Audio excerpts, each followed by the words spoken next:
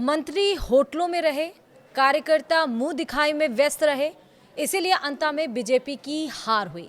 तो अंता में बीजेपी की हार का सबसे बड़ा कारण क्या है, हम आपको बताएंगे इस वीडियो में विस्तार से। नमस्कार, आप देख रहे हैं न्यूज़ 18 राजस्थान का डिजिटल प्लेटफॉर्म। मैं हूं आपके साथ श्रुति श्रीवास्तव। भारतीय जनता पार्टी ने राजस्थान के बारां के अंता के उपचुनाव में कोशिश तो की, लेकिन वह कोशिश बेहतर नतीजे के रूप में सिरे नहीं चढ़ पाई। पार्टी ने लगातार जनसंपर्क किया, मजबूत रणनीति बनाने की कोशिश की, 2 रोड शो भी किए और लेकिन कई खामियां भी रह गईं।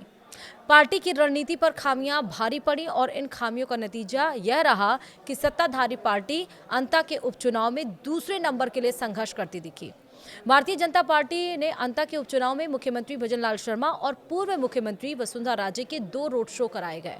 हालांकि पहले मुख्यमंत्री का एक ही रोड शो करना प्रस्तावित था, लेकिन पहले रोड शो को मिले रिस्पांस के बाद चुनाव उठा तो पार्टी में भी उत्साह आया। पूर्व मुख्यमंत्री वसुंधरा राजे ने सीएम भजनलाल शर्मा से दूसरे रोड शो के लिए भी बात की। मुख्यमंत्री भी सीट जीतना चाहते थे, इसलिए उन्होंने तत्काल हामी भर दी।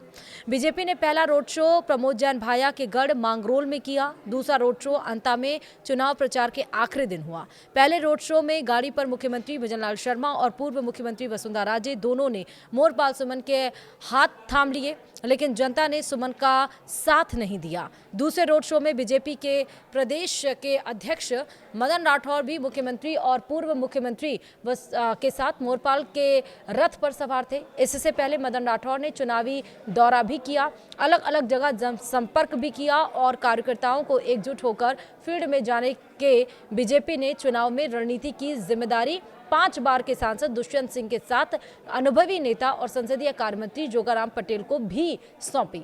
इनके सहयोग के लिए स्थानीय नेता गणेश माहूर को भी जिम्मा सौंपा गया। जोगाराम पटेल अनुभवी हैं तो दुष्यंत सिंह भी 12 झालावाड़ से 5वीं बार के सांसद हैं। इसके साथ ही मंत्रियों की भी ड्यूटी अंतर चुनाव में लगाई गई थी। पूर्व मुख्यमंत्री वसुंधरा राजे भी 35 साल से ज्यादा समय से बारां और झालावाड़ जिले की जनता से जुड़ी हुई हैं। उन्होंने भी लगातार संपर्क किया, चुनावी रणनीति की मॉनिटरिंग की। बीजेपी की भरोसेमंद चुनाव टीम इस अभियान में सक्रिय थी, लेकिन अनुभवी टीम भी बेहतर चुनाव नतीजे की शक्ल में अपनी रणनीति को नहीं ढाल पाई। अभियान में लगाए अधिकांश मंत्री ऐसे थे जो हर शाम कोटा आकर रुकते थे या फिर जिला मुख्यालय बारां में ठहरते थे।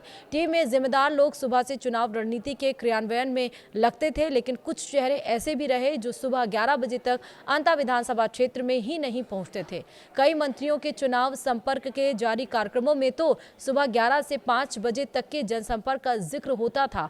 कार्यकर्ताओं को ऐसा लगता था जैसे वह चुनाव में नहीं बल्कि ऑफिस टाइम के हिसाब से काम कर रहे हैं। वहीं मुख्यमंत्री भजनलाल शर्मा और पूर्व सीएम वसुंधरा राजे ने कार्यकर्ताओं को निर्देश दे रखे थे कि वह ज्यादा से ज्यादा समय फील्ड में रहें। निर्देश यह भी दिए गया था कि जनता के बीच जाकर पार्टी की रीति नीति का जिक्र हो और सरकार की उपलब्धियों का प्रचार भी किया जाए। लेकिन इन सब के बावजूद कुछ नेताओं ने केवल मुंह दिखाई की रस्म अदायगी की। चुनाव जीतने से ज्यादा स्थानीय नेताओं की कवायद प्रदेश नेतृत्व की नजर में आने की रही। दूसरी तरफ कांग्रेस ने जमीन पर मैन टू मैन मार्किंग और दिग्गज नेताओं के जरिए जनसंपर्क के जरिए प्रचार अभियान को गति दी। टीकाराम जूली जैसे दिग्गज नेताओं ने खुद ही छोटे छोटे गांवों और ठाणियों में अकेले जाकर मतदाता से जनसंपर्क किया। इस पूरे मामले में उम्मीदवार चयन पर भी सवाल उठ रहे और इसका सबसे बड़ा असर हुआ है कि अंता में टिकट के प्रबल दावेदार माने जाने वाले पूर्व मंत्री प्रभुलाल सैनी भी प्रचार में नहीं दिखे। सरकार के मंत्री मदन दिलावर अभी कोटा जिले की रामगंज मंडी सीट से विधायक हैं। पहले वे 12 जिले की 12 अटरू विधानसभा सीट से विधायक रह चुके हैं। अंता के जातिगत समीकरण के लिहाज से एससी समाज से आने वाले दिलावर की गैर मौजूदगी के मायने निकाले जा रहे हैं। वहीं एसटी वर्ग के प्रभाव के चलते डिप्टी सीएम प्रेमचंद बैरवा और अन्य नेताओं को भी प्रचार में उतारा गया, लेकिन उसका असर नहीं दिखा। हीरालाल नागर की जमीन से दूरी और केंद्रीय कृषि मंत्री शिवराज सिंह चौहान की भी वीडियो के माध्यम से अपील नाकाफी रही। यानी यही सब कारण रहे जहां पर अंता में उपचुनाव में बीजेपी को हार का सामना करना पड़ा। हालांकि माली वहां पर मीणा धाकड़ और गुर्जर, ये जो जाति थे ये डिसाइडिंग फैक्टर्स थे। माली जहां पर सबसे ज़्यादा वोटर्स थे माली समाज के, यानी कि 45,000, और माली समाज से ही मोरपाल सुमन को उतारा गया था बड़ी सोच विचार बैठकों के बाद बीजेपी से, लेकिन फिर भी वो फैक्टर काम नहीं आया जिस फैक्टर को सोच कर उतारा गया था। एक ये भी फैक्टर माना जा रहा है कि हर बार बीजेपी चेहरा बदलती है जाति के हिसाब से, माहौल के हिसाब से। मंत्रिमंडल के विस्तार में उनको जगह देने की बात भी कही गई। कहीं ये सब भी फैक्टर्स बीजेपी की हार का सामना किए, और साथ ही ये भी बोलने में आया कि संगठन का प्रचार भी इस माध्यम से किया गया कि संगठनात्मक है, संगठन बड़ा मजबूत है, लेकिन ज़मीनी हकीकत पे शायद ये दिखाई नहीं पड़ा। इसी के साथ ही वीडियो में इतना ही। नमस्कार।